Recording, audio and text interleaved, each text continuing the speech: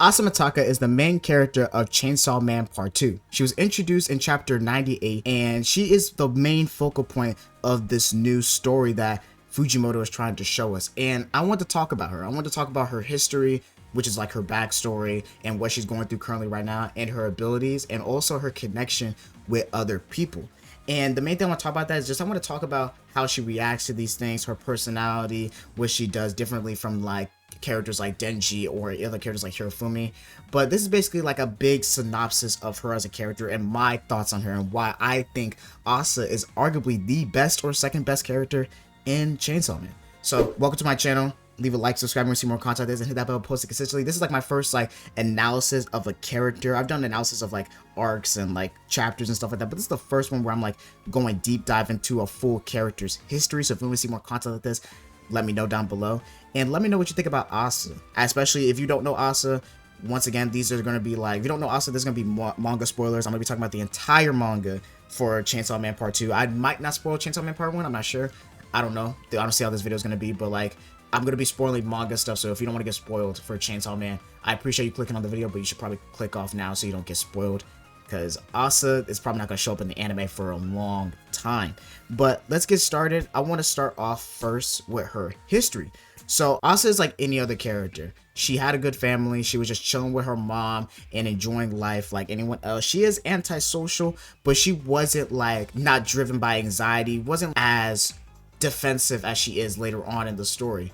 And her and her mom had a good life, but then one day they had to start escaping. They had to start running because the Typhoon Devil was attacking. And the Typhoon Devil was attacking. It was destroying everything, and they were running, and they were going to make it out the way if they just kept running. But Asa saw this defenseless cat about to be killed by the Typhoon Devil and decides to run after to save the cat. But while doing that, she ends up tripping. And she ends up like delaying herself time to get away from the Typhoon Devil, and she's about to be killed by the Typhoon Devil. But then her mom comes and pushes Asa out the way, and she manages to survive, manages to avoid the Typhoon Devil's attack.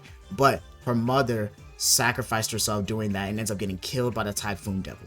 And when this happened, this definitely affected Asa for the rest of her life, for the rest of the series, because after this attack, her opinion on devils and her opinion on people changed, and especially on herself, because the person that treats Asa the worst is herself. Asa is definitely a person that has a lot of anxiety and a lot of depression, but the one person that she constantly blames and constantly makes fun of is her own self. And she always believes that no one else wants her in this world and no one else deserves to like, she doesn't deserve to be like happy, and that calls out all her hypocrisies about how she wants to be alone. But then she also is afraid of being alone. Like, she wants companionship, but when she does get it, she's afraid. There's a lot of stuff that Asa has, but some of that stems from what happened with her mom. Because her mom was like one of the best persons in her life. The one person that treated her like a person. The one person that treated her with love. And then because of Asa trying to save a cat, her mom died. Like, it wasn't Asa's fault, but Asa probably thinks it's her fault because her mom decided to like sacrifice herself to save her daughter. And Asa doing what she did, she tried to save a cat, and that's not a bad thing. That wasn't an evil thing to do, and she was just trying to do the good, like a good thing. She was just trying to do a good thing, and it ended up like backfiring a little bit on her. But at least she saved the cat, but she did lose her mom because of this, and this gave Asa a disdain for devils. And so after this, right, Asa decides to keep the cat that she decided to save on that day during the Typhoon Devil, and she actually ends up in an orphanage with other victims of the Typhoon Devil's attack. And she ends up bringing the cat with her, and they actually like are chilling, and Asa like likes to read, and she's cool with everybody. She wasn't like getting bullied or anything. She was cool with everyone, but she like kept to herself. And then one day, the orphan mother decided to come up to Asa and ask her about the cat. She started to ask Asa like how does she feel about the cat, and asking Asa can she take the cat away. She says that one of the other kids is allergic, and she believes that it's unhealthy for Asa to have a companionship with a cat instead of interacting with other people. And Asa tells the orphan mom that she doesn't want to, but the orphan mom actually convinces her by telling her that everyone else's family was killed by the Typhoon Devil, but we could all still like move on and play outside and have fun because they're a family. Like, everyone at this orphanage is now family. And she said, your cat's the only one here, and don't you think your cat would want to be with other cats? And when she was told that, Asa actually changed her mind and decided to not only tell the orphan mom the cat's name, but give her the cat, hoping that it would make the cat happy. And later that night, when she was laying down, one of the orphan kids that's cool with Asa asks Asa if she's asleep. And then Asa asks why. And the kid tells her that they end up finding their cat at the bottom of a lake. And the orphan mom walks in right when Asa is done hearing that information. And Asa just straight up asks the orphan mom, like, is Crambon okay? Which is the name of the cat. Asks if Crambon's okay. And the orphan mom looks at Asa with this disgust and then tells her, everyone here lost their family. You can't be the only one with a family member. Isn't that unfair? And I think this is one of the key moments in Asa's life that like really messed with her like a lot. Like this orphan mom was so bitter at Asa for having still family left, which like at this point after Asa saved the cat and her mom died, this cat was like the last piece kind of with her mom, if you really think about it, besides Asa's uniform that she got for school. This cat was like the last person that like she saved that cat, and her saving that cat ended up killing her mom. And now this orphan mom basically just killed her cat because she was jealous of Asa having family, and basically rendered Asa saving that cat useless. She like basically like took away her mom's sacrifice. Like her mom sacrificed herself because she wanted to save Asa, and Asa was doing the right thing but trying to save a cat. And then this orphan mom just took that away from her because she was jealous that Asa had family that survived the typhoon attack, which this cat became part of Asa's family now. Like when she saved this cat and her mom died, I would believe that like if I did that and I saved a cat and my mom died, then I'm gonna raise that cat and that cat would be part of my family. Like I'd have to make my mom's death worth it, not only from me like living for myself, but also living for the cat and like protecting it and stuff like that, because you like she didn't sacrifice her mom, but like your mom died because you tried to do the right thing. And when that was taken away from her, I can see like mostly like how that affected Asa and affected how she views people, because it seems like she's really cordial and like okay with talking to people and doesn't have a lot of anxiety. Like she seems like really relaxed and chill compared to how she is in high school. And I think her mom dying and her thinking it's her fault, and then this orphan mom just taking away her cat and killing it and then telling her how she doesn't believe that Asa should be happy if no one else is happy, I can see how that would affect her and why she is so antisocial and depressed in the future. It's like it makes perfect sense, and why she also has so much like low self-esteem for herself. And it's really sad. It's really sad that this happened to Asa, and then this definitely like affected her the rest of her life. And it leads into her going to high school and her being like having a disdain for not only people but also two devils. So that was the beginning of Asa's story. In Chainsaw Man, they actually don't show her backstory at the very beginning. They talk about how her family was killed by the typhoon devil, but they don't show everything until later. But I wanted to talk about it first so you can get a little like context to why Asa hates devils and hates people the way she does. I think it helps to like flesh out Asa. But I want to talk more and actually head into the actual chapters that she was introduced in chapter 98 and keep going. And let's go into the first section where, like I said, I'm going to be splitting this into different talking points, like different characters and different bonds. So this first section is going to be Asa and Yoru's connection. So chapter 98, we were introduced to Asa, and we already saw that she was definitely antisocial. She glares at people. She doesn't like being around people. She thinks everyone around her should just die. And Asa doesn't want friends, and she thinks friends are pointless. And she also hates devils like Chainsaw Man because they just do what they want to do and they have no bounds and no rules, and she just hates them. One day at school, Mr. Tanaka actually brings in a devil, and the devil's name is Bucky. And the whole goal of Mr. Tanaka bringing Bucky in is that they're going to keep Bucky for like 2 weeks, and if in 2 weeks they have a decision to kill Bucky or to keep Bucky. And it's basically like supposed to teach people about how devils work, and that there are devils that want to kill people. There are also devils that are nice and not willing to kill people and actually really cool. And Bucky's like a really like cool devil. Like it's actually like they're like super energetic, they're jumpy, they're respectful, they love everybody, they're making jokes, and everyone in Asa's class loves Bucky except Asa. Asa hates Bucky. And one day at class, they're all kicking ball and doing like kickball with Bucky. Mr. Tanaka, the teacher, is actually trying to get Asa to join in the fun, and she doesn't want to at first. She's like super like antisocial, doesn't want to be around nobody. She just doesn't want to, and she's actually kind of jealous of everybody else having fun together. And everyone tries to like push Asa to join, but then she doesn't want to join until Bucky actually comes up to Asa and says her full name, which is Asa Mitaka. Actually says her full name and asks her to come out and let's go play like kickball. And when Asa heard Bucky say her full name, she actually got really happy because she says nobody ever remembers her full name. Like Asa's actually like, she stays to herself with everything that happened to her. She doesn't like being around people, and no one ever remembers her. They just know her as that creepy, glaring girl. And when Bucky remembered her name, and then she actually sees everyone trying to bring her in to play the game, she's actually like happy. And she admits that she was just jealous of everybody having friends, and she's actually excited. And she starts to walk over to them with Bucky in her hand, and she ends up tripping and ends up falling on Bucky, killing Bucky in front of the entire class.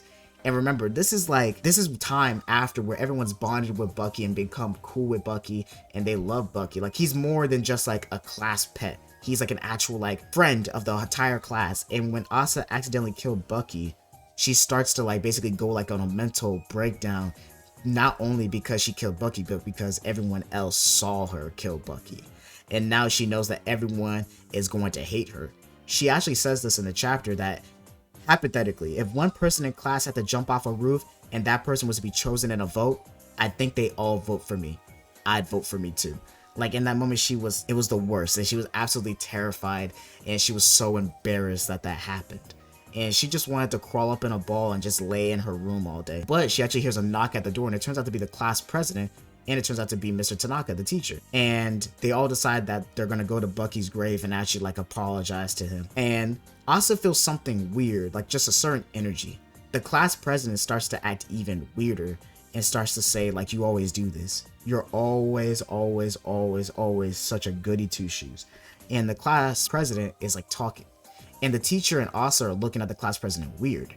And the class president starts to reveal to Asa, Mitaka, did you know that Mr. Tanaka apologized for Bucky's death to the whole class on your behalf? Did you know that Mr. Tanaka was the one who told me to befriend you? Did you know that Mr. Tanaka likes you even though he's having sex with me? And you see that the class president is turning into a devil. And she reveals to not only Mr. Tanaka but to Asa that she made a contract with the Justice Devil to find out how to reach her happy ending with Mr. Tanaka. And she even admits to Asa that she made her trip and fall on Bucky so that it would make her look bad in front of Mr. Tanaka and in front of the whole class. And when this happened, Asa kinda goes like a little crazy, just like a little like crazy in her head, like, wow, like this is actually like crazy that this woman just did that because she didn't like me, like she was jealous of me, and she did that. And Asa actually starts to come to terms about her death and think that this is it for her and that she deserves to die, and that if she could come back to life, she wishes that she could live more selfishly, more selfisher, as she says. And on her deathbed, literally while she's like on the ground dying, she sees a figure, and it's a person that says, if you want to live, your body will be mine. And Asa ends up coming back to life with her body fully healed, and she has these scars on her face. And we can tell this is obviously not Asa. And she ends up going to Mr. Tanaka, the teacher, and actually ends up turning him into an actual sword. And we know for sure this is not Asa. And we see the person in Asa's body goes up to the class president and tells her that my name is the War Devil. Die for my woman kill. And we see the War Devil just cook the class president, fully destroy her, and actually kill her and also the teacher. And the War Devil looks at a Chainsaw Man poster after she just murdered the class president and the teacher, and it sees a Chainsaw Man poster, and she says, just you wait, Chainsaw Man, I'll make you vomit nuclear weapons back up. So after the first chapter, we learn that this person that has taken over Asa's body is the War Devil, aka Yoru. We learn her name later on, and she tells Asa the next chapter about what happened and about how they're basically bonded together, that they made a contract, right? And she tells Asa her goals, that her goal is to kill Chainsaw Man because back in the past, Chainsaw Man actually ended up eating some of the War Devil and actually making her weaker, and she wants to get revenge on the Chainsaw Man. And she basically gives Asa like a choice. She says, you either die or you can work with me to get Chainsaw Man, because when she revived Asa, she only gave Asa half her brain and Yoru has the other half, and she can choose if she wants the other half to die, and Asa will die. And she informs Asa even more about their predicament and also their ability. So Yoru's ability / Asa's ability is that she's able to turn things that is hers into weapons or into objects that signify war, because she is the war devil. So items like swords. She hasn't shown guns yet or done guns yet, but I'm assuming later on that she probably could turn things into guns, but I'm not sure. She also turned like things into grenades and stuff like that, but most of the time she turns like stuff that she has into like swords. And she informs Asa that not only are they bonded together, but they can also feel each other's thoughts and emotions, and that whenever one of them is in control, right, because they're both like in the same brain, like I said, but they also can control the same body, but they can like switch. It's more like I wouldn't say Dr. Jekyll, Mr. Hyde, but more like a split personality. Yeah, that's probably it, like a split personality, where imagine Asa's in control and Yoru's like in her head, and like they can also see each other. Like, so if Asa's in control, she can see Yoru, but no one else can see Yoru. Just like how if Yoru's in control, she can see Asa, but no one else can see Asa. And they basically have to live with each other. And this is definitely a new experience for Asa. She's definitely like very, very surprised, and she actually doesn't want to do this at all. She doesn't want to like help Yoru at all, but she's actually forced into it because she has no choice. Because if she doesn't work with Yoru, she will literally die. And this is a cool dynamic that we see throughout part 2 of Asa and Yoru's dynamic, because Yoru's definitely like more of a serious personality than Asa. Like Yoru's just like steadfast and just like does things, like does not give a fuck, just does what she wants to do and will do whatever she wants to do. Like, for example, when they get back to the school and like after she informs Asa about their powers and what they need to do to defeat the Chainsaw Man, they actually end up running into Hirofumi, and Asa is talking to Hirofumi, and Yoru demands Asa to ask Hirofumi about Chainsaw Man, asking like, does Chainsaw Man go here? Because Yoru found out that Chainsaw Man goes to the school because at one of the crimes, at one of the like scenes that Chainsaw Man was at, there was a button that was left, like a school button. So she knows Chainsaw Man goes there, and so she asks Asa to ask Hirofumi, does he know Chainsaw Man? And Asa doesn't want to do this. Like, she's thinking like, yo, that's just crazy to just ask someone out of the blue. And when Asa said that, Yoru decided to just switch into Asa and just straight up ask Hirofumi. And actually, Hirofumi actually like gives her an answer that like he thinks Chainsaw Man is there, but doesn't know for real. He just knows that Chainsaw Man probably goes to the school. And then Yoru decides to ask Hirofumi just straight up, shall I make you my boyfriend? Like asking like, do you want to be in a relationship? And Hirofumi actually declines, which is actually good for Hirofumi, because we learned later on about what was going to happen to him if he did say yes. But Yoru's definitely like that's just an example of Yoru's just being more like a dead ass personality, just a more like straightforward personality than Asa is, and more willing to just be brave and just do what she want to do, which is good and bad for Asa. This is bad that Asa's in a situation because basically she's going to be forced to have to kill people, but it also like helps Asa a little bit with her personality and becoming more serious, becoming more like just 100% sure about how she feels, and just being like just doing what she want to do and being more brave. So even though Yoru is like a bad influence and bad for Asa, like Yoru's not a good person, she's basically like gonna make Asa's life worse, because you know what devils do in this world. Devils in the Chainsaw Man universe always make your life worse. She's also enhancing Asa's ability to get more braver, if you get what I'm saying. But that's the end of this part. I want to go into the next part, which would be Asa and Yuko, which is the next like big thing, the next big relationship. But this is basically like the intro to part 2, and basically like the intro to Asa, the introduction to the war devil Yoru and how their ability works. But we get into the real like big moment and the big introduction in part 2. So after Yoru asks Hirofumi about Chainsaw Man, they decide to actually go to the Devil Hunter Club and actually sign up. And it turns out that Hirofumi, this new person called Yuko, are also there to sign up for the club. And Asa is just so like embellished with embarrassment, because not only did she see Hirofumi after Yoru just confessed to him, but also she also sees some of her classmates that were there when she killed Bucky. And she ends up leaving, and she ends up going to her locker. And Yuko's actually follows her there because she's worried about her and like asks if she's okay, because she can obviously tell that she's not okay.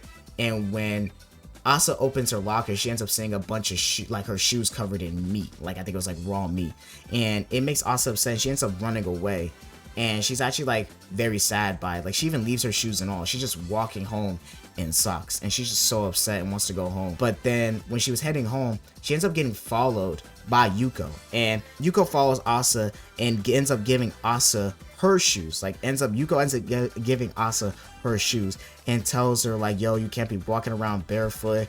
And she even tells Asa like, if you only wear one, like you're gonna get hurt. And she tells her like, I'll lend you my shoes. And Asa doesn't want to do it, but then Yuko forces Asa to do it and ends up telling her like, yo, I'm not gonna take it back unless you catch me and stuff like that. And so Yuko actually ends up running away in her socks away from Asa to basically like make Asa feel better, but also like, and also just to be a good friend. Like she wants to be a good person, and she sees Asa's obviously not having a good day and getting bullied, and she wants to be Asa's friend. And this feels like for the first time Asa feels like this. Like this is the first time where she's actually had a good relationship that's not malicious or anything like that. And after this, Asa and Yuko actually end up getting close. They end up being like basically buddy, and they're both part of the Devil Hunter Club.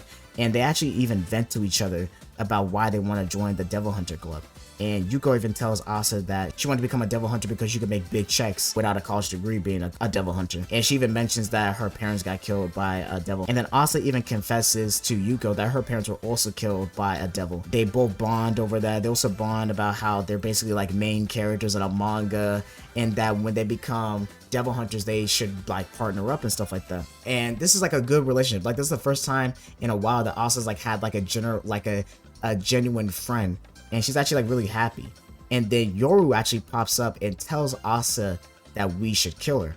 And then Asa's like wondering like, come again?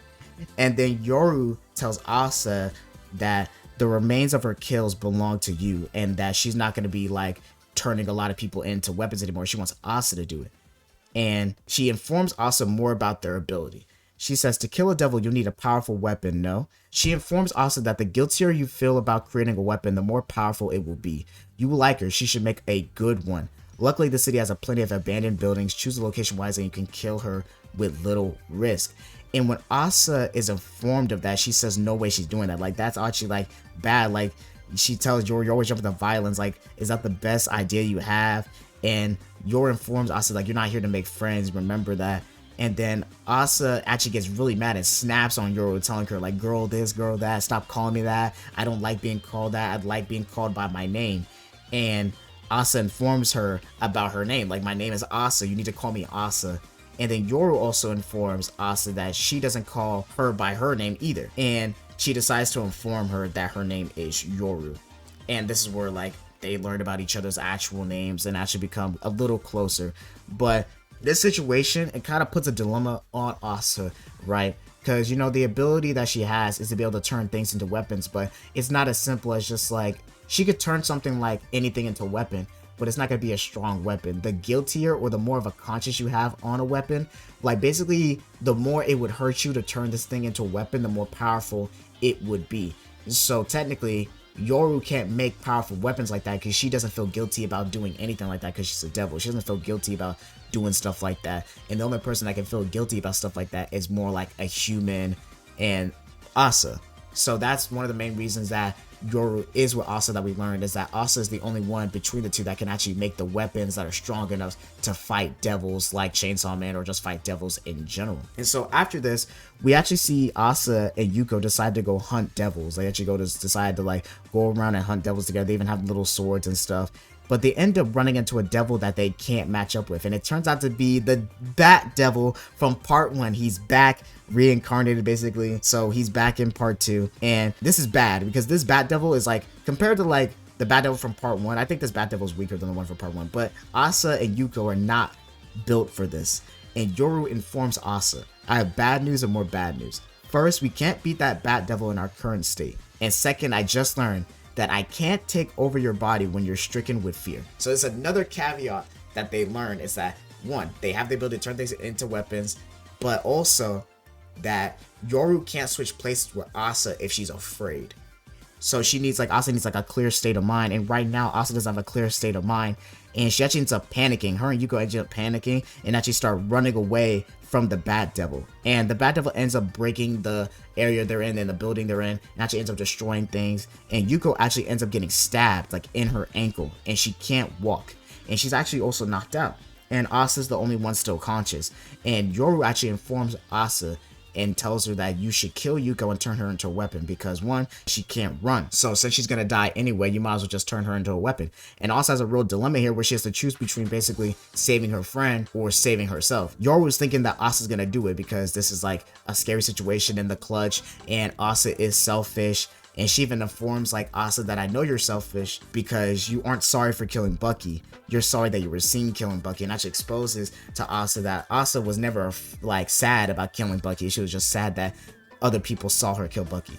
And basically like Yoru was trying to convince her that you're not that different from a devil, and like in the clutch you're gonna do what you gotta do to survive, and it's not that bad. Like just do it. And in this moment I really thought Asa was gonna fold and actually do it, but she actually decides that she doesn't want to do that. She decides to actually look at Yuko, and she actually decides to just pick her up and carry her herself, and they're both gonna run out together. She's basically like holding Yuko and actually gonna just run. And Yoru's calling her a fool, calling her stupid, that they're going to die if you don't turn her into a weapon. And then Asa ends up tripping and falling. And she also like tells us, the reader, that I always trip and fall at the most critical moment. And that's just a trait that she has. And it shows her tripping and falling on her birthday, tripping and falling when she almost won a race, and tripping and falling when she went to save that cat when her mom died. That hurts a lot. That just hurt to see that, like, that adds even more like guilt to Asa, that like in that moment she always trips and fall in the clutch, and in that moment when she tripped and fell to save that cat, her mom died. And it's just so sad. I feel so bad for Asa, and just when I read the chapter and I was just like, dang, like I understand like why she's so depressed and why she's so pushed away from people. And that's why even more that she wants to save Yuko, because Yuko's like the first person that's been her friend to not be like selfish or anything like that, or to be her friend because she's like jealous of her or anything like that. Like she just generally wants to like be her friend. And they even see like a flashback where Asa like confronts like Yuko about it and saying, you think you're saving me, don't you? Did I actually be rescued? I'd rather be bullied than pitied, thanks. And Yuko looks at Asa and smiles and says, I don't really care how you feel though. Even if my actions turn out to be a mistake, if my heart was in the right place, that's all that matters to me. And when Asa heard that, she wanted to be like that too. She even says like, I want to live like that too. Yeah, it's my fault. My mom died, but in that time too, my heart was in the right place. And she's now trying to apply that philosophy to herself, that even though bad things happen, and even though those bad things happen when she was trying to do something good, as long as she had the thought about what she was doing was good, then that's all that matters. As long as she knows she had good intentions, then that's all that matters to her. And I'm really happy. I was really happy when I read that. I felt happy for Asa that she accepted the responsibilities of things from her past that she believes that were her fault, but it seemed like she was really trying to move past it and get greater than that. And she even like I said, shows and reveals to herself that as long as my heart was in the right place, that's all that matters to me. And so Asa picks Yuko back up and starts really trying to like get up and start running, and she runs even more, and it looks like they're going to die because the bad devil ends up actually engulfing them. But then right when the bad devil engulfs them, about to eat them, the chainsaw man pops out of nowhere and just accidentally kills the bat devil while he's not even trying to fight the bat devil, while he's fighting a whole nother devil. But I'm not going to go into a lot of detail about it because that's more like a Denji thing. This is like, I'm trying to focus on Asa for now. But just to get out the way, the bat devil dies, and Denji ends up also killing the cockroach devil, and Asa and Yuko end up actually able to survive the situation, and they get out basically scot-free. The only thing that Yuko has is that Yuko still has an injury on her ankle, so she can't walk right now. She has to basically like be like bedridden for a few days. And after this, we actually like cut back to Asa after a few discussions that Denji has with Hirofumi. Basically the story turns more to like Denji for a little bit after we saw him. But we actually go back to Asa and Yoru, and we actually see Yoru actually like upset, like screaming in Asa's room and saying like she can't believe that they got saved by Chainsaw Man, and that she's mad at him. And she even informs Asa more about her history with Chainsaw Man, about how when she was like younger a long time ago, Chainsaw Man beat her and actually ate some of her, and after Chainsaw Man ate some of her, he's the reason that there hasn't been a single war since the World War, and that basically when Chainsaw Man ate a little piece of Yoru, war just ceased to exist. And she says, war became a thing of movies and video games, and as the world forgot war's terrors, I grew even weaker. And that explains why Asa and Yoru, even like later on in the show, they're not one of the strongest devils. Like, they have a good ability. Like, if Asa really was selfish and actually like started murdering every person that she was close with, she'd be one of the strongest people in the show. But like right now, they're weaker than they normally would be. And she blames Chainsaw Man because of that. And she even says that at this rate, everyone will forget me. And Asa asks Yoru if she's afraid of being forgotten. And then Yoru doesn't answer Asa because she ends up falling asleep. And Asa actually like admits to herself, for the longest time I didn't care if I died, but now I'm glad I didn't. And she thanks Chainsaw Man in her head. Like, she didn't care about if she died after everything that happened with her mom and the cat and then everyone at school. But in that moment when she saved Yuko and she had to basically like come to terms that like as long as her heart's in the right place, that she's doing a good thing, it made her want to live. And that made her happy that like, I want to live now. I don't want to be like just like give my life away, and I want my life to have purpose. And so she actually thanks this Chainsaw Man for that. And we actually cut away from Asa again. We go back to Denji, but we're not gonna talk about that because it's an Asa video, like I said. And we actually cut back to the next time we see Asa. And the next time we see Asa is when Hirofumi is trying to put on Denji with Asa. And they end up having a little funny conversation where like Hirofumi's trying to set Denji with Asa. And they all talk about how their opinions of Chainsaw Man, and Asa informs Denji about Chainsaw Man, thinking that she says like Chainsaw Man is dirty and like supposedly he eats people and he only saves women, and that's like blatantly horny, and like basically like criticizes him altogether, and even like is wondering why Denji is like defending Chainsaw Man so hard and saying like, you're not him, like yo, you're like dick riding basically. And Denji even like gets mad and even like admits to Asa like, I'm Chainsaw Man. And then Asa calls him a loser and just walks away. And then Yoru's like freaking out like, yo, that's Chainsaw Man, why don't you go back there? And Asa informs Yoru like, why would Chainsaw Man just admit to everybody that he's just Chainsaw Man? Like, that guy's obviously lying. And it's funny because it actually is Chainsaw Man, but it's a funny situation and shows the first time we ever see like Denji and Asa hang out together. And we're gonna see them more, as you can see from the chapters in this video. We're gonna see them later on. We're gonna see them together later on, but this is the first interaction that they have together, and the first interaction they have together is definitely a negative interaction, but their relationship definitely gets better later on, and we're gonna talk about that in the Asa and Denji portion of this video. So after her conversation with Chainsaw Man, Asa actually decides to go check up on Yuko at her house. So Asa ends up going to Yuko's house, and they actually end up talking a bit, where Yuko actually ends up calling her the Chainsaw Man woman, Chainsaw Woman basically, because she saved her from a devil year like Chainsaw Woman. And they have a little small talk, and then like they end up just chilling and talking for a little bit, and it starts to go into a little awkward silence. And so Asa actually like tells her like, yo, I can't stand awkward silences, I never know what to say during these moments. Yuko's like, that's funny, and she says she doesn't know what to say either because she's never had friends like this. And Asa's like, you're kidding me, right? You seem like you totally have friends. Like, she's basically saying like, how do you not have friends? You're super energetic and nice. And then Yuko says, there are people I talk to in class, but you're the only one who's come by to check on me. And Asa, when she hears this, she has this face on her that she's like actually like very surprised that like Yuko doesn't have friends like that. And Yuko tells Asa like, at moments like this, you're supposed to share your deepest, darkest secrets. And that's how you're supposed to become like best friends, when y'all share secrets that no one else should know. And Asa informs Yuko that she has too many secrets to talk about. And Yuko like tells her to spill the beans. And then Asa admits to Yuko that one time in grade school, she was holding in her pee and she ended up peeing on herself, and she had to lie saying it was sweat, but she says that everyone in the class probably knew. And Yuko starts busting her ass laughing, and she said her legs hurt because she's laughing so hard. And then Asa also informs her like, I still scream underwater in the tub when she remembers it. And Yuko like is like telling her like, okay, it's my turn for my deeper secret. And then Yuko admits to Asa that she killed someone yesterday, and Yuko says it was my neighbor. And then Asa is like, wow, and then asks Yuko, why'd you do it? And then Yuko says, cause he go gamble at pachinko even though he was on welfare for disability. I mean, Asa was like saying like, what? And then Yuko was just like sitting there like, yep. And they just sit in this like awkward silence, and they just sit there in the chair not doing anything, just sitting there. And it's just so awkward. And you've probably seen this panel before where it's just Asa Yuko just sitting in this chair. You probably see this panel. It's a really good panel. And then Asa just comes back to reality and she's like asking like, you're joking, right? And then Yuko tells Asa, you want to see it? And then Asa is like confused and Yuko's like, the body's in my backyard, want to see it? And Asa says no. She says no. And then Yuko says, okay, but anyway, this is great. We both shared secrets. That means we're besties now. And then Yuko keeps on continuing and says, don't worry, I promise I won't tell a soul about your secrets either, about peeing yourself, about how you killed your teacher and class president, and about Yoru. And then Asa's like, how'd you know that? Like, she didn't tell Yuko that.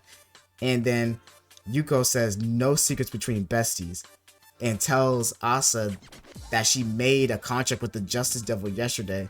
A contract with the Justice Devil turns your sense of justice into power. I can read minds now. It's perfect for me since I don't understand people. Now there are no more secrets between us. I feel way better getting that off my chest. And then Asa asks her, aren't unauthorized contracts illegal though? And asks her like why she do it. Yuko says it's okay when it's in the name of justice. I made a contract to save you, Asa. I'm gonna get rid of your bullying problem. Don't come to school tomorrow. So she basically like informs Asa that she's gonna be like handling business and getting rid of the people that bullied her, which were the girls that put the meat in her classroom. She's gonna like go to school and actually like put a stop to it. And when Asa hears this, she's like, oh nah. Like she's going crazy thinking about how Yuko is about to basically like kill all these people, like kill all these students. And Asa asks Yoru later on after they left from Yuko's place, saying it's my fault, isn't it? Yuko made that contract with the devil because of me, didn't she? And Yoru's just straight up like, well, yeah, she said that as much as herself. And then asks Yoru, how do you think she'll get rid of my bullying problem? Well, Yoru informs her, like, why do you keep on asking? You know that she's going to kill your classmates. And then Asa's like going crazy and she's saying like, I have to stop her. And Yoru's like, how? And then Asa's like, I'm gonna like talk to her. I'm gonna talk no jutsu her. And then Yoru's like informs Asa like, how will you go back when your body belongs to me? And then Yoru switches places with Asa and won't give her back her body. And she says, you aren't talking Yuko out of nothing. She says, we'll kill her at school tomorrow so that they can turn her into a weapon. And that she's telling her to remember, and tells Asa that if they hunt down Yuko, it would get them into the Devil Hunter Club. And that she needs to kill Yuko anyway because she can't let a human know about her and live. And so we go back to school the next day.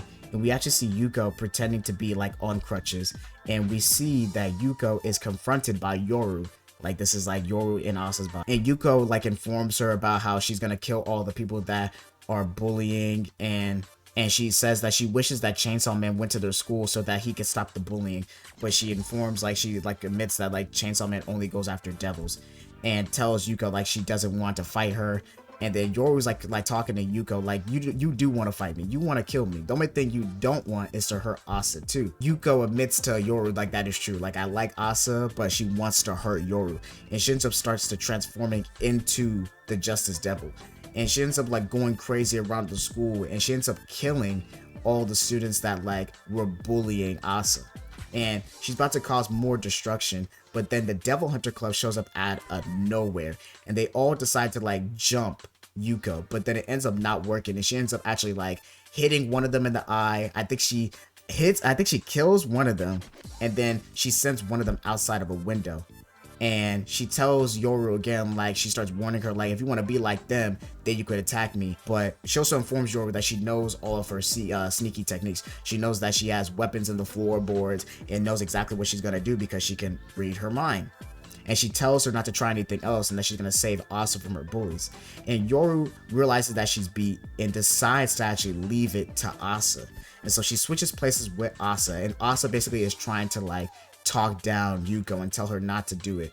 And Yuko's like telling her like it's not that big of a deal, I'm just trying to stop people that are like doing this to you, and that I only killed 3 or 4 people, it's not that big of a deal.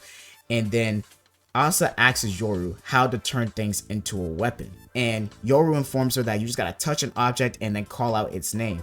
And so Asa decides to grab her uniform and turn it into a sword. And Yuko keeps on like telling Asa, I don't want to fight you, and telling her to stop. And she also informs her like, I want to stop bullying all across Japan, and if I did this and I like killed the bullies, it would also decrease bullying. and it could probably stop altogether, and that she wants to become a simpler piece for Chainsaw Man. And Asa is confused, like, what does Chainsaw Man have to do with this? And like telling Yuko that you're being crazy. And then Asa realizes that talking to Yuko is not going to stop her. So she actually decides to like charge at her and attack her. Asa ends up throwing the sword, and it looks like it doesn't do anything. And then Yoru's like calling her weak and stuff like that. And even Yuko is telling her like it was pointless. And we actually see that like Yuko's body starts to like fall apart. And she actually ends up turning into pieces, like literal pieces. Like the uniform sort of barely touched her, and she ended up turning into pieces. And this is just an example of how strong Yoru and Asa's ability can be. And they're wondering why it did so much damage. And Yoru asks Asa, like, what was that uniform? Like, where'd you get that uniform from? And Asa informs her that this uniform is the last thing her mom bought her before she died. And so it also like shows like again with Asa and Yoru's abilities, that the more guilt or the more like anxiety or the worse it would hurt for them to turn it into a weapon, the more powerful the weapon is. And so after that, she ends up feeling bad, like she didn't mean to kill Yuko, and she ends up flashback into when she killed Bucky and feels sad. And then right when she's like about to like have a mental breakdown, she ends up seeing this mysterious girl that comes up to her and asks her, do you want to save her? And saying that I can save Yuko. And then she asks like, do you want me to save her or not? And Asa says yes. And then the girl comes up to her and says, anything for my little sister. And then out of nowhere, Yuko actually ends up like monstering out, like turning into like kaiju Godzilla size, and starts going ballistic. Like she doesn't realize what she's doing. And when she finally comes to her senses, she realizes that Asa is knocked out on the floor, and she's worried about her, and like is still like going crazy, basically like feels bad that she hurt Asa. And then out of nowhere, Denji pops up and actually like ends up like revealing his identity to Yuko and turns into Chainsaw Man, and actually like defeats like Yuko, like really bad, like defeats Yuko. And right when Yuko is like basically defeated, Asa finally wakes up and sees Chainsaw Man, and Yoru switches places with Asa to basically like fight Chainsaw Man. And she's ready to like fight Chainsaw Man, and like asking Chainsaw Man, do you remember me? And Chainsaw Man has like no idea who she is. And Denji's not even really focused on Yoru at all, because she's more focused on like, I did talk about it a lot because I didn't want to go into a lot of detail about Denji, but Denji's basically trying to get like his secret identity exposed on purpose, because he wants a lot of the girls on him when he reveals his identity.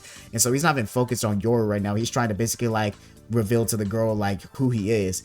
And then right when Yoru's about to attack Denji ends up getting whisked away by Hirofumi, and Yoru starts to start screaming at the sky, telling Chainsaw Man to come back.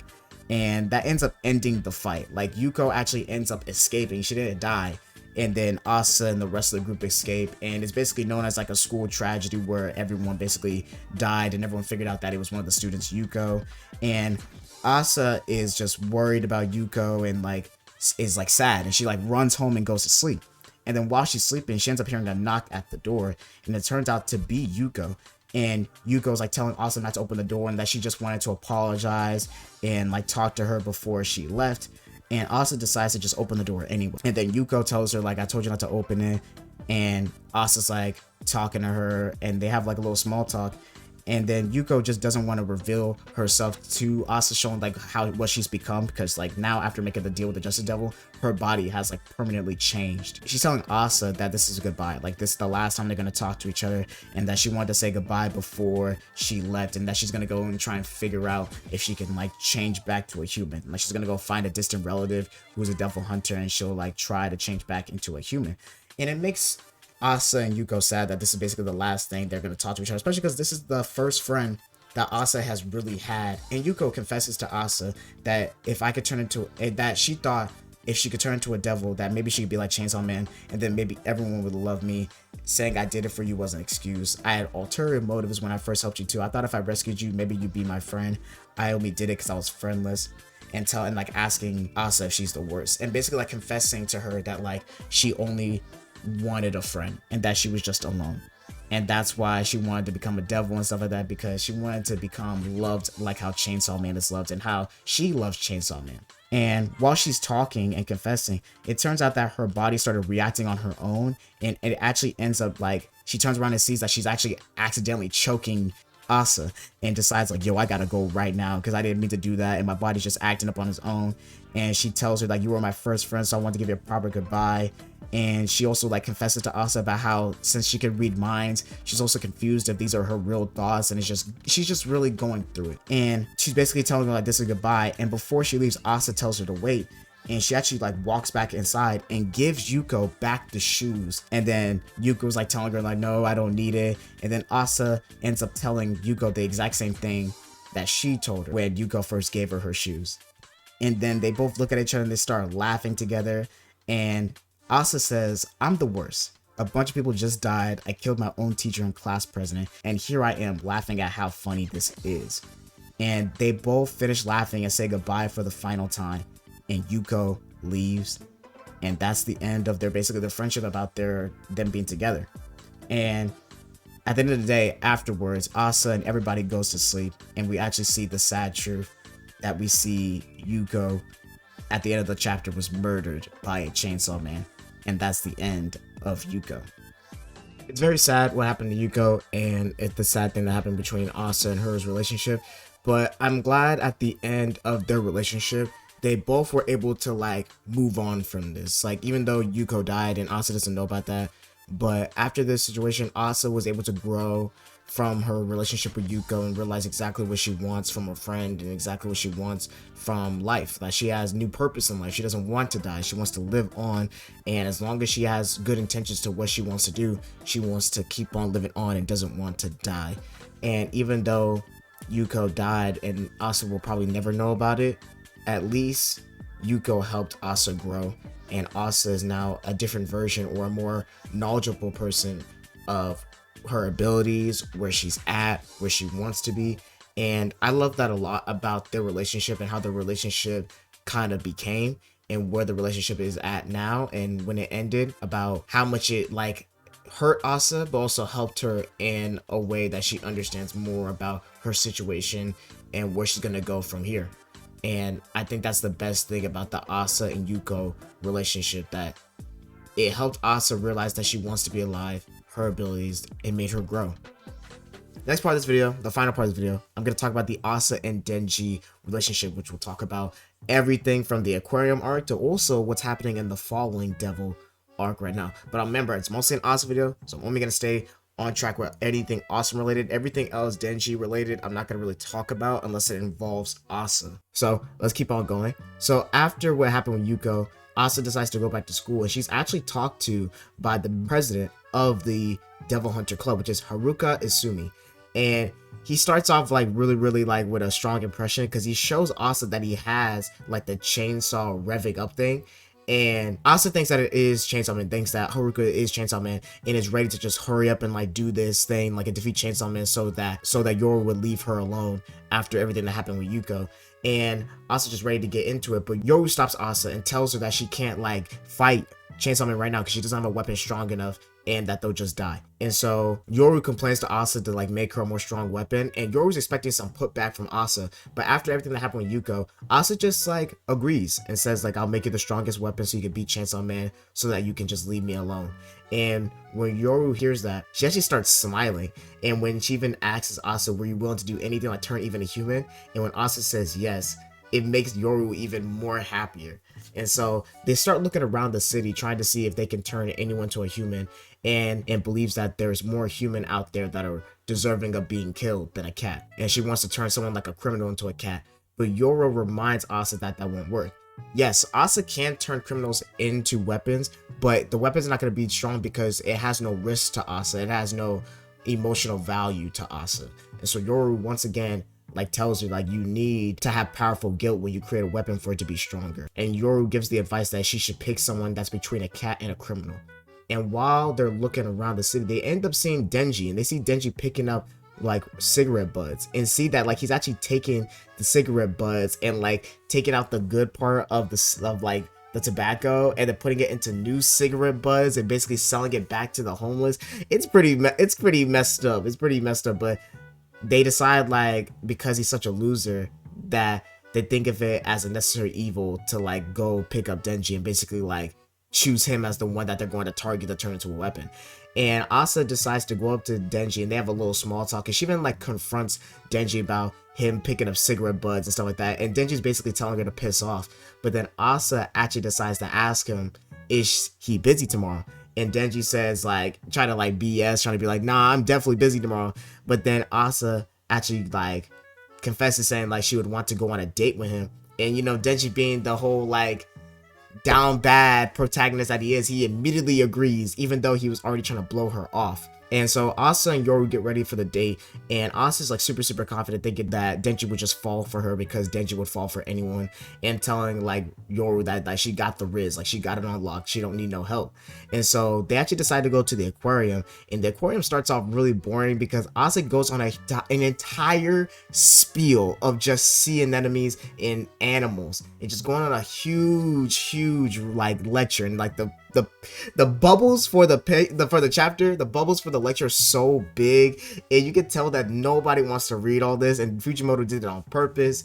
And you even see Denji is like, I don't want to talk about sea anemones, I want to go see the penguins, which is cool because like Denji is not like trying to blow her off, like he dead ass wants to do this date, but he's just so bored and wants to go see the penguins. And Asa immediately shuts it down and says like, nah, we gotta look at this for another 10 minutes, and like how she has like a schedule plan that they need to follow, and Denji's like trying to follow the plan, but then it just gets more and more boring, and he just can't do it, and he's like, I just want to go see the penguins.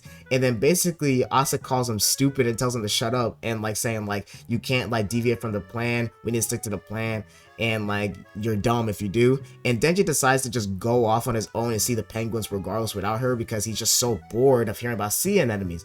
And then Asa like just basically like calls him stupid to Yoru and talks about like, oh, he's not tapped in on what I want to talk about, that I actually was like very interesting and talk about something that's cool. And then Yoru realizes that Asa's a total bore, and like calls her boring, and says that the long-winded lectures was actually putting Yoru to sleep as well. And Asa like snaps on Yoru, telling her that you and the Chainsaw Man boy are the bores, and like Denji telling them like they're all stupid and that they just don't understand what she's trying to get them tapped into. And when she's arguing with Yoru, the older sister from the last arc actually pops up and tells Asa and like reassures her that like, oh, Denji just doesn't understand anything, and that confront Asa, saying that you can't turn Denji into a weapon after all, and telling her you always have to do the right thing, you can't turn a person into a weapon. And then Asa is like having this shocked face on her look and asking how does she know about her power. And then the woman confesses and tells Asa that she's actually the War Devil's big sister, the Famine Devil, and to tell her to call her Famie. And when that happens, Yoru immediately starts to warn Asa not to talk to her, and then Yoru just disappears. Like she just disappears from Asa's head. And then Famie confesses to Asa that she took Yoru outside of her head only temporarily, and that she's creating the stage for Asa to turn Denji into a weapon, and that she won't let her go unless she turns Denji into a weapon. And as soon as that happens and she leaves, Denji comes back to Asa and tells her that they got an emergency because there's no way to get out the aquarium, and Denji informs Asa that this is the Eternity Devil. And they start looking around trying to get out. Denji once again tells her it's the Eternity Devil, and Asa's not listening, thinking that, oh, like, you're not even a devil hunter, you're just making things up. And Denji's like not trying to expose these Chainsaw Man basically right now, but he's basically saying, I know about devils more than you think.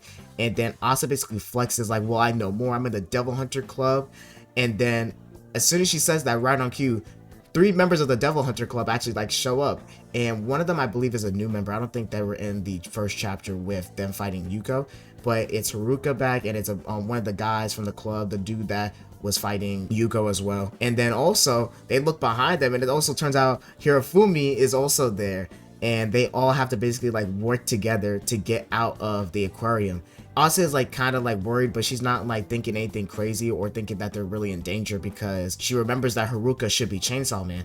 And so they all start trying to come up with a plan, and they find out that they can like cook the fish because one of them carries a lighter, so they actually have a way to like eat, they can just eat fish. And they're all talking about the plan about how they're gonna eat fish, but then Asa randomly comes out and says that she can't eat fish, and everyone's wondering why not, like, or is she allergic? And then she actually tells them like, fish just, it looks too much like a dead animal, it grosses me out. And everyone looks at her with like this like confused ass face, like telling her like, yo bro, this is not the time to be picky, we're literally stuck in here. And Asa gets embarrassed and she just walks outside the door. and tries to get some fresh air, because at that moment all her anxiety just came out when all of them were looking at her. And we know that Asa has that problem with people looking at her, and it makes her overthink everything, makes her think she's saying stuff dumb, like what happened in the classroom after she killed Bucky. And so she gets outside the door and she's just chilling, trying to take a deep breath, and she ends up seeing Denji, and she ends up catching Denji, and Denji even like screams like surprise because he got scared, and he confesses to Asa that he's looking around for money. And Asa says that's theft and tries to like call him out on it. And then Denji's basically saying, like, telling her like, piss off, like, it don't matter what you in my business for. And then she's also like, Asa trying to like confront Denji, being like, why aren't you helping anybody? Why aren't you adding to the solution? And then Denji's like, what are you doing? Like, you're not adding to the solution either. And when Asa hears that, she just snaps and gets pissed off because like, Denji's right. And so she actually tells him to go to hell, and they start arguing, just yelling at each other to like die. And then Asa's like even like starts like talking to herself, saying like, what's wrong with him? I went on a date with him and he acts like that. Maybe I should turn him into a weapon, right, Yoru? And then she forgets that Yoru's not there, and she looks to her right, and once again Yoru's gone and Asa is alone. And that's one of the things I was talking about, that Yoru is bad for Asa. Like, she makes her life harder, like she's killed people and her life is definitely like at more risk of dying.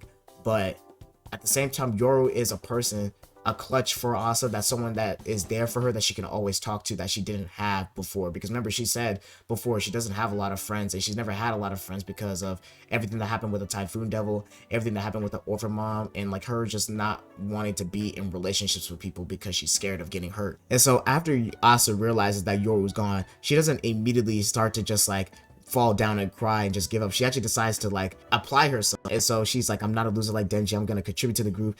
And she remembers that she has a phone, like a whole ass phone. And she goes back in the room, and everyone's like, oh, you have a phone. And I'm guessing in Chainsaw Man world, kids or people that are in school are not supposed to have phones, like as a student. And so Asa's like, yeah, I have a phone because it was my mom's before she died. And everyone's asking, does it have a signal? And it does. And so Asa is like seen as like the hero. Everyone's telling like, yeah, you got it, make sure you call the devil hunters.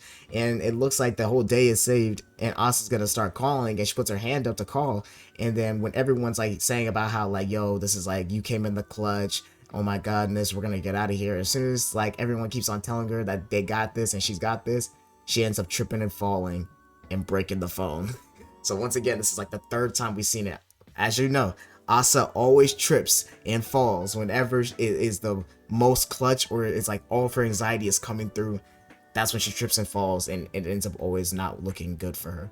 And she broke the phone, and everyone is like basically like super sad and just surprised. And then Haruka, the club member, tells her, you complain you aren't a team player, and you failed to come through in the clutch. I expected better from you. And looks at her with like this dead look.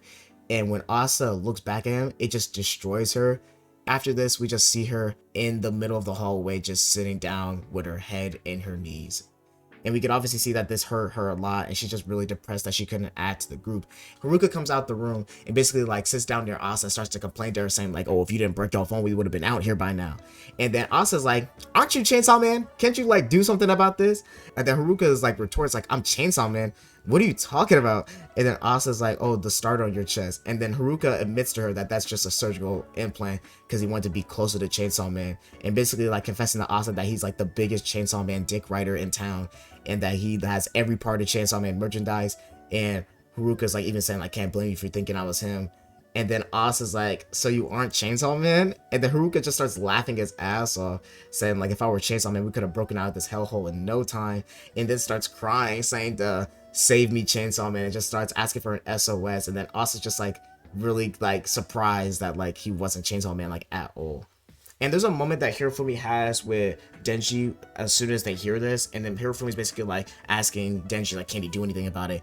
But Denji's like, I can't really do anything because last time when he fought the Eternity Devil revealed itself to Denji, so it was able to just keep on attacking it until it gave up. But this time the Eternity Devil's not like saying anything, so they can't even attack her. And Hirofumi even like confesses to Denji that he has a phone too, but there's signal, but like they can't make calls, and that they think that they're frozen in time, which is part of the Eternity Devil's ability.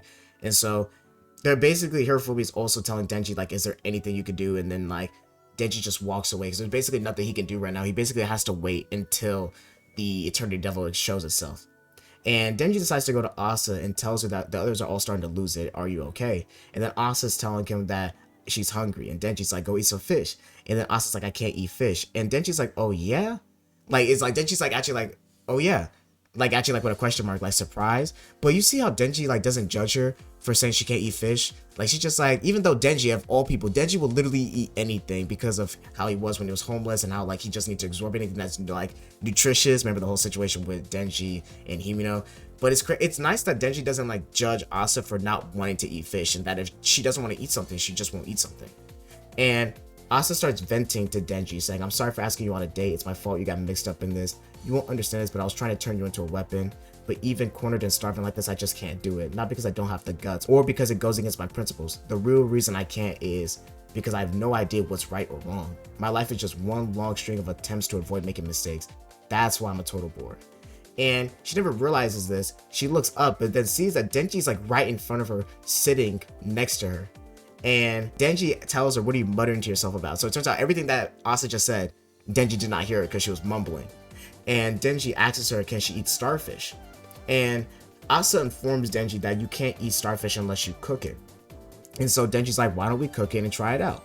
And they remember that one of the club members has a lighter, and they find a random pot in one of the doors. And so they decide to cook the starfish. And while they're cooking it, they have a small talk where Denji like confesses to Asa about why he was like picking up money and why he was doing the cigarette thing. And he tells her that it's because he has a sort of friend, sort of little sister living with him, and she's smart enough to go to college, and so he's trying to save up for her tuition because he had always a crappy life and he wants her to have a normal life. And when Asa hears that, she actually has a surprised look on her face, and the food ends up being done and Denji says it's ready. And they actually start to open the starfish and start to eat it. And Denji, you know, Denji can eat anything. So when he ate it, he says it's gross, but he doesn't have like a nasty face or anything because he can eat anything. But we see Asa's reaction. She has like this disgusted reaction on her face and continues to eat it, even though she hates it. And then Denji starts laughing and says like she's fun. Like he actually like confesses like, yo, you're fun. And Denji tells her like, what you say is a total bore, but you're interesting to watch. And that makes Asa very happy. And she starts feeling motivated in herself. She's like, yeah, that's right. I'm an interesting woman. And Denji like once again reassures her and says, yeah. And then Asa tells him again, like, I'm fun, right? And Denji like once again like says, yeah. And then Asa is just has so much confidence that she says, I'm glad you noticed. You have a good eye. I'm charming, aren't I? And Denji like responds. And when she looked at her, I'm guessing this is when he saw a person that he used to know back in the day, and says, I like that attitude. Reminds me of an old friend. And we know in this moment that Denji was definitely looking at Asa and definitely being reminded of Power from part 1. Which is sad because you remember everything that happened to Power, but it also makes you happy because Denji one day is still gonna find Power because they made that contract. So one day he's gonna find Power, and also that Asa just generally makes Denji happy now because he reminds him of like a friend that he used to have back in the day, and is cool with her. And as soon as this happens, Asa ends up actually coming up with an idea, and she finds a way for them to get out of here. And she actually tells Denji like, we gotta steal a bunch of money. And so Denji's like super happy with that idea and starts to steal money with her, and they walk around and it's fun for them. And Asa asks Denji to give her all the money. And then at first Denji's like, what? I'm not gonna give you just all this bread. It's over 1 million yen. And then Asa immediately says, once we're out of here, I'll grant you any request. And Denji just immediately gives her the bag, right? It's really funny. After this, Asa tells Denji to like close his eyes and to cover his ears. And so he does that in a corner. And Asa proceeds to say out loud that she'll pay 1 million yen for this aquarium. And she turns the aquarium into a spear. And once again, this applies to Asa's ability that anything that she deems is hers, that she claims, she could turn into a weapon. So her grabbing 1 million yen and buying the aquarium makes it hers, which is why she could turn it into a weapon. Is the aquarium worth 1 million yen? No, it's worth way more than that. But that's just, she was able to do that because she had a good enough money in her heart to where she thinks that her having that money is enough to buy the aquarium, and that's why it worked. And so when she turned the aquarium into a spear, it actually set everybody free. And the good thing also is that when Denji was closing his eyes, he ended up actually grabbing a penguin. So now he actually has a penguin like in his hand, and like it's the main reason he wanted to go to the aquarium. And like he actually starts like being happy. Like you see a general smile on his face because he has that penguin. And so we see Asa is outside with the Eternity Devil, and Yoru actually starts to come back. Like she actually like comes back to Asa because they're out the aquarium, and Yoru actually was able to defeat the Eternity Devil with the help of Hirofumi, and they stop him. And there's a really cool moment where like Yoru throws the spear at the Eternity Devil to like defeat him, and when she like hit him, when she hit the Eternity Devil with it, you can see all of the animals from the aquarium come out, and it was a really cool moment.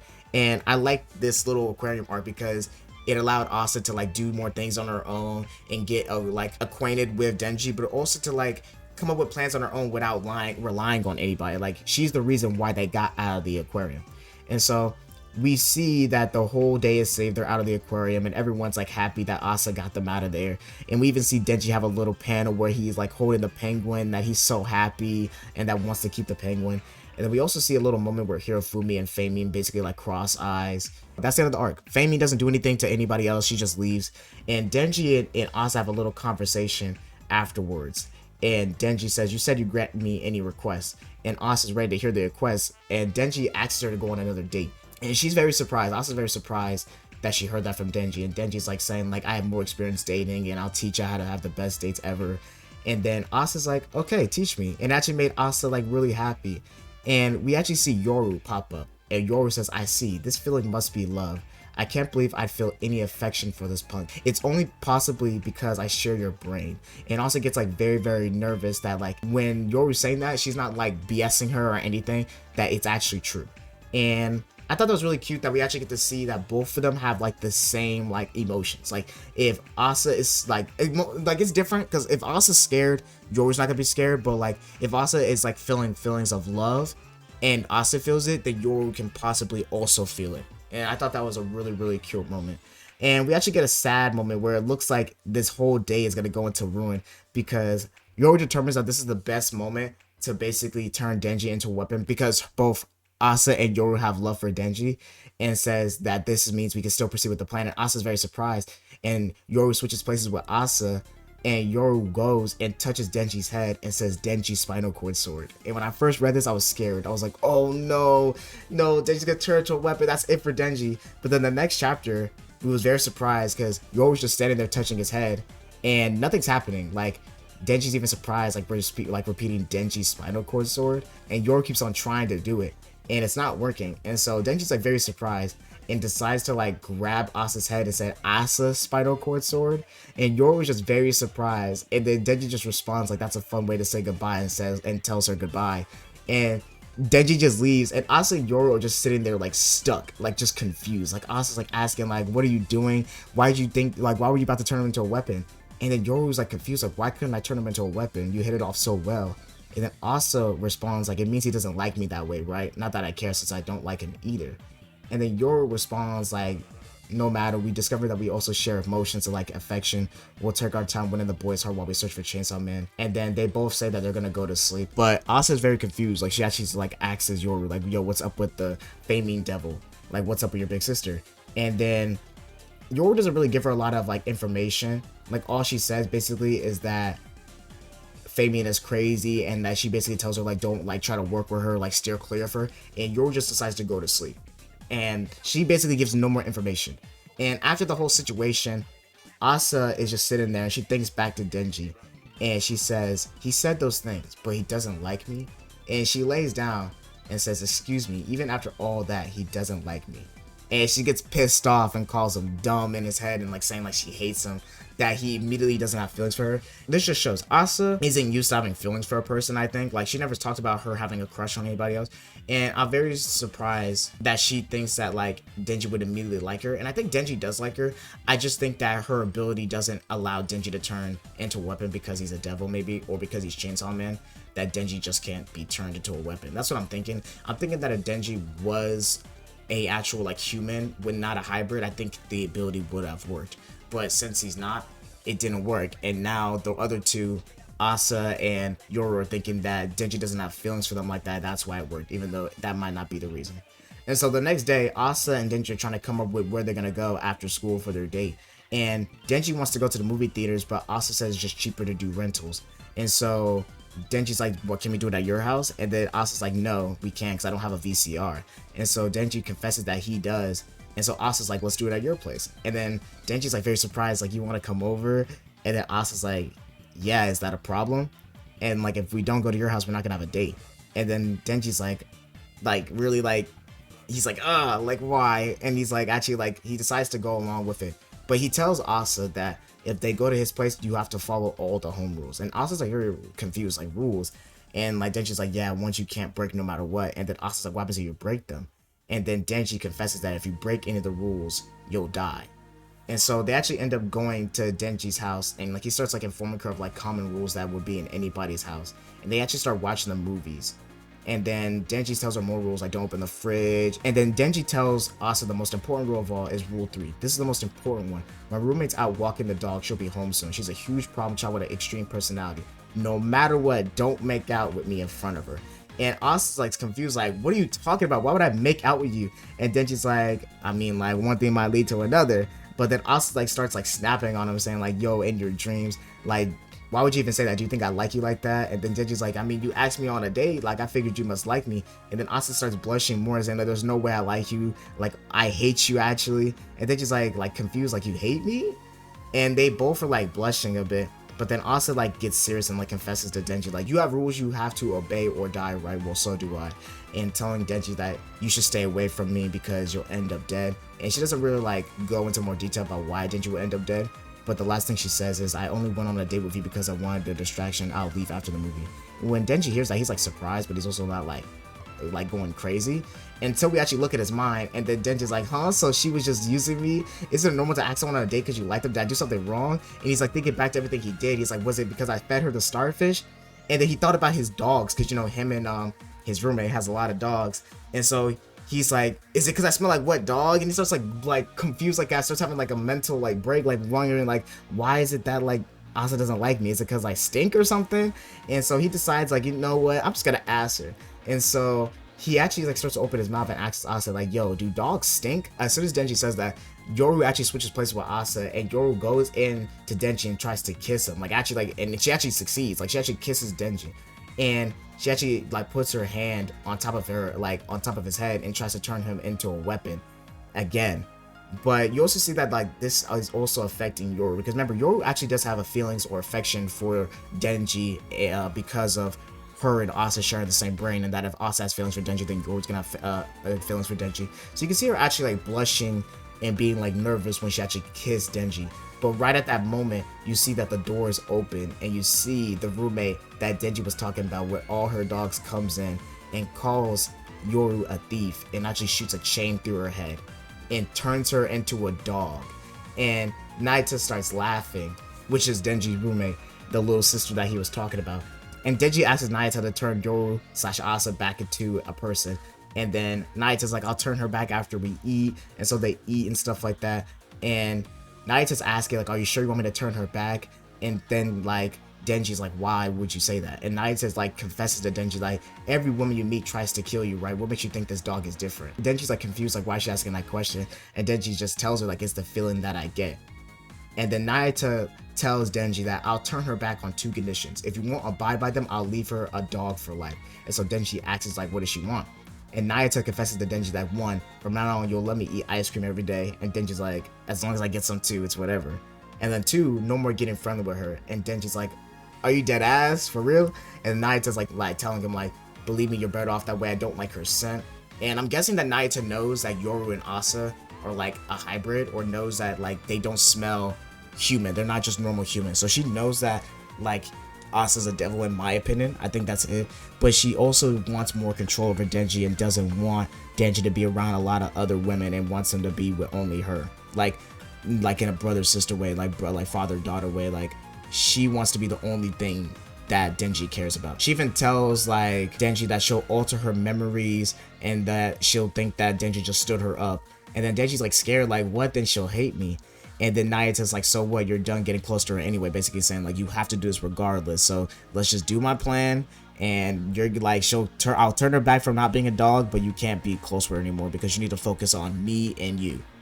And so Denji reluctantly agrees. And so we actually cut back to Asa being at the school with the new memories, believing that she got stood up. And she's actually really sad that that happened. Like she even like talks to Yoru, like trying to like cope, saying like he must have forgotten, and that like that she was gonna tell him anyway that she can't be with him.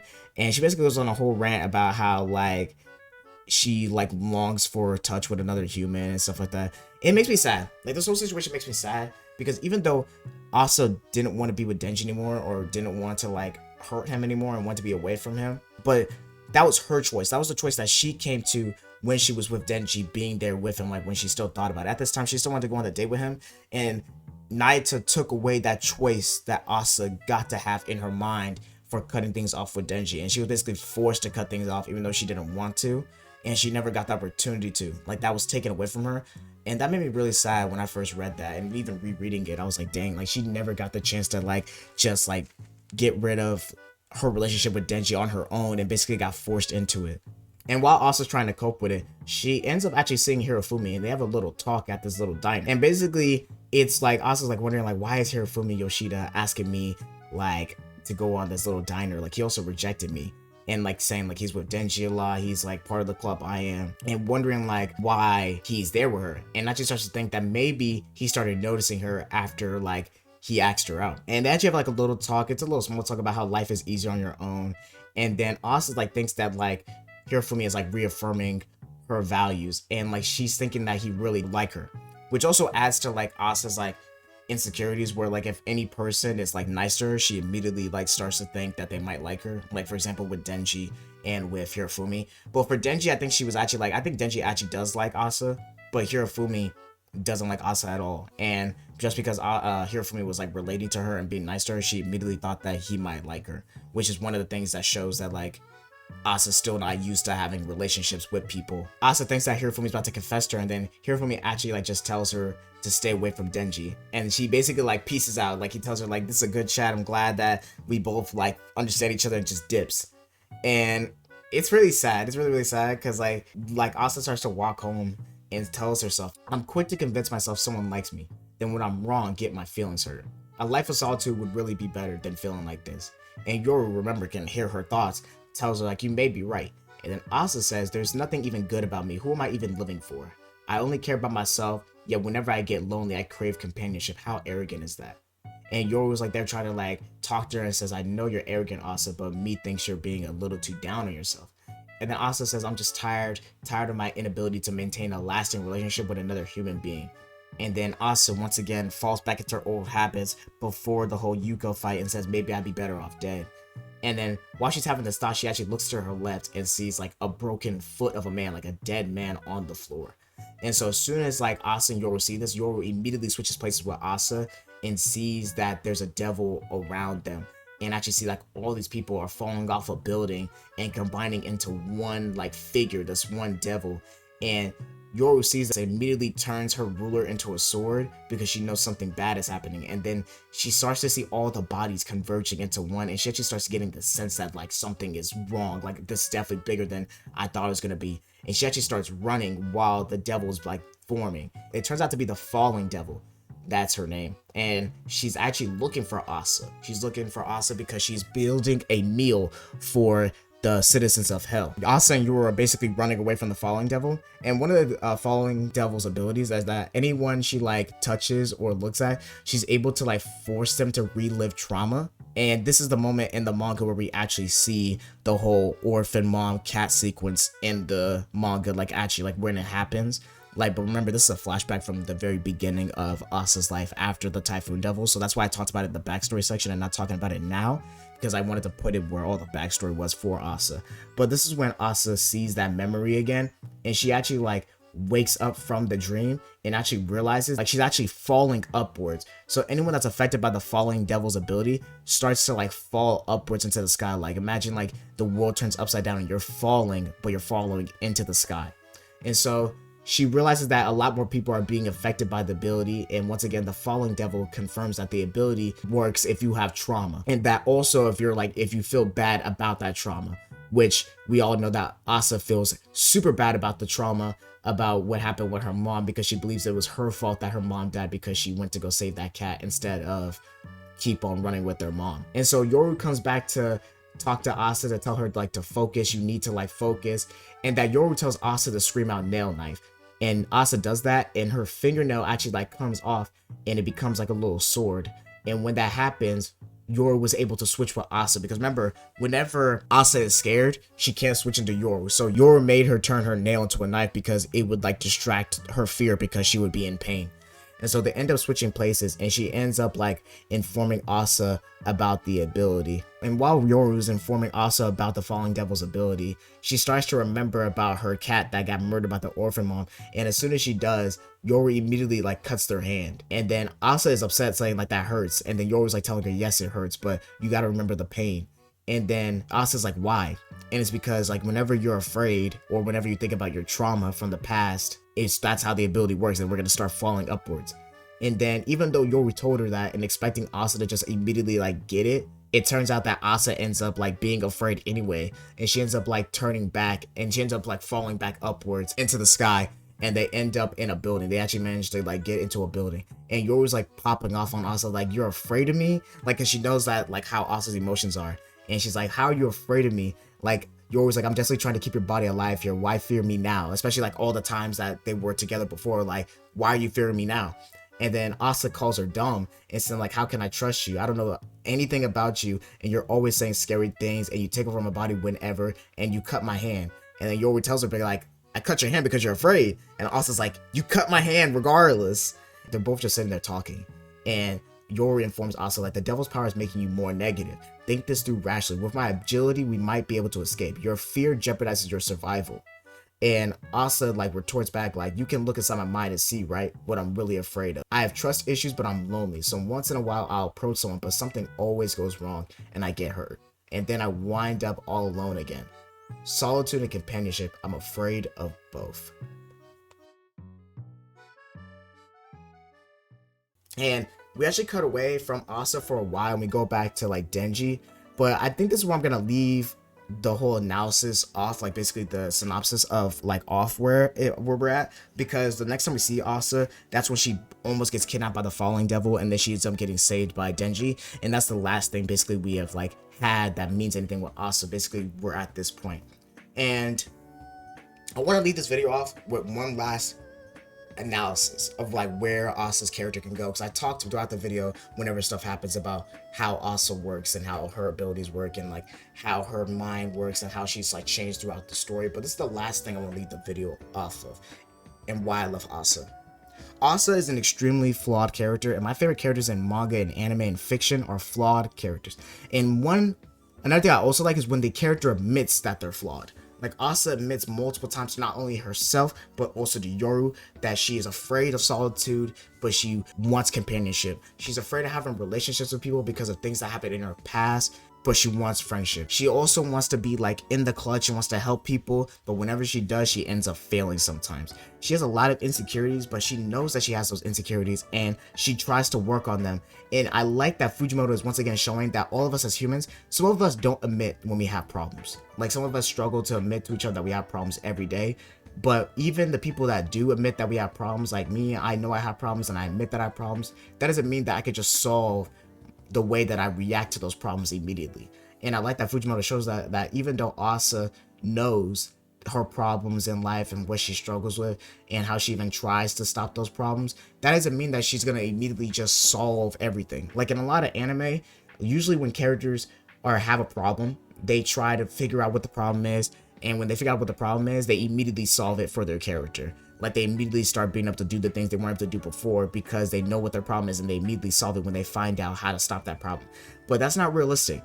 In real life, even though you know exactly why you act the way you do and what trauma is affecting you to be the way you are, that's not going to stop you in the clutch or in moments where you snap or anything like that from doing the same things that you know is your problem. No matter how much you practice and how much you know that what you're doing affects other people or affects you in a negative way. And I like that Asa is like a perfect example of that, because she's getting better ever since the Yuko incident, and ever since her incident with the orphan mom and her mom. Asa is getting better. Like, she's getting better at being able to be in the clutch, about not being scared, about finding new friends, about being herself, but also knowing, like, even though some things are happening that's bad to her or things that she's done is bad, as long as she had the right intentions, that everything is going to work out and that everything she did was not for ill reason and that she can't put herself down because of it. But that doesn't stop her from when stuff like this happens with the fallen devil for her to still fall back on her old problems of being insecure and about being scared. Like, that doesn't mean anything. And I like that a lot. And also, I like a lot of the interactions also with Denji and Asa. There was some stuff in the Falling Devil arc that I didn't talk about in this video because there's just not enough information for now to talk more about it, and I don't want to talk about it. But Denji and Asa have like this little small moment that I talked about in my chapter review, if you want to go check it out. And it was a really, really good moment. But Asa doesn't know that that's Denji. It's Chainsaw Man talking to her. And she just gets advice from Chainsaw Man. And that moment was really, really nice for me because Asa already started having positive feelings about Chainsaw Man, like liking Chainsaw Man and thinking that Chainsaw Man helped her reaffirm her values. And Denji had this little small talk with her to basically like motivate her. And it was a really good talk, and I like it a lot.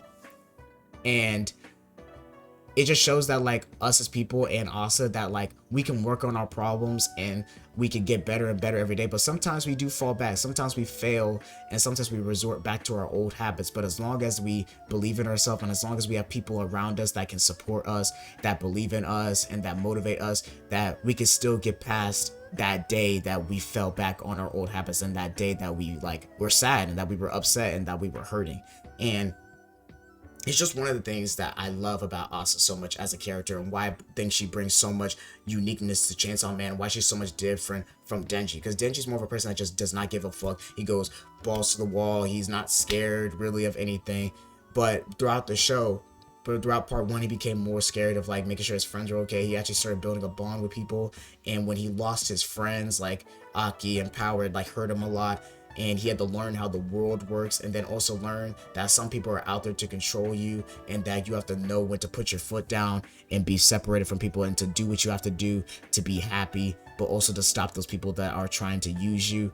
There's a lot of things about Denji. I could probably go on a whole video like if about Denji, like kind of similar to this if y'all want to see that. But like I said, I think I said everything I wanted to say about Asa and about why I love her as a character, her history, her abilities, and I love this character so much. And for anyone that's watched Chainsaw Man or read Chainsaw Man and is caught up with where I'm at in the manga about Asa, let me know down below what you think about Asa. Let me know down below what you think about this video, because this is definitely like a different video from what I normally make. This is probably like, I don't know how long this video is going to be after I finish editing it, because I've recorded 2 50-minute sessions. So I got to definitely cut all this down and edit it, put all the panels and stuff like that. But I'm hoping you enjoy the video. Leave a like, subscribe to see more content like this, and hit that bell, post it consistently. And I'm going to see you guys next time. And go out there and read Chainsaw Man, please. If you watched this video and did not read Chainsaw Man or anything like that, I'm sorry that I spoiled you, but once again, I gave you a spoiler warning. But like, go read Chainsaw Man. Like, I can only describe so much. Like, you can't get this experience and this love for these characters if you don't read it. So once again, I'm gonna see you guys next time. Peace.